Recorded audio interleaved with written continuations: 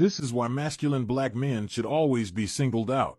Meet the Black Freedmen men, who were not only the first paramedics in the U.S., but gave the U.S. its first ambulance service to offer emergency medical treatment in the U.S. Prior to the mid-1960s, the U.S. medical system had yet to make advances in emergency care, while accidents and injuries were frequent.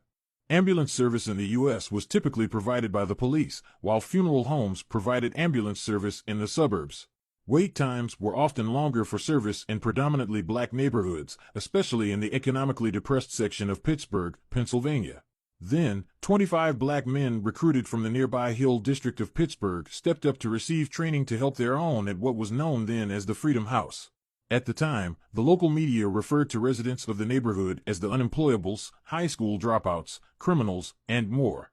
They failed to mention that many of these men were veterans equipped to learn the skills. These black men implemented and completed not only paramedic training but also a 32-week, 300-hour course that included anatomy, physiology, CPR, first aid, nursing, and defensive driving. They started operations in 1968 with just 2 ambulances, breaking medical ground by providing unheard-of standards of emergency medical care for patients en route to hospitals. The men's service and work were so superior that the city contracted the black men of Freedom House and the ambulance service to handle emergency transportation in the downtown area and some of the predominantly black neighborhoods.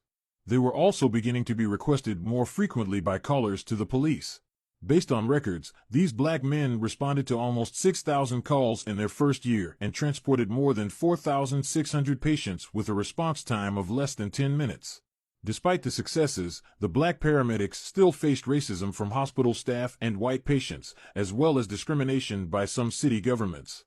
This did not stop their greatness and the impact of their work, as the ambulance/EMT model designed and proven for use by the black paramedics was eventually adopted by the National Highway Traffic Safety Administration as the official ambulance standard. This is what you see now. The EMS workforce today is majority white and around 8% black. Most people do not know that this profession began with black men and has roots in a black neighborhood in Pittsburgh, Pennsylvania. For Black Freedmen, there is nothing we have not impacted. Freedom House paramedics everyone.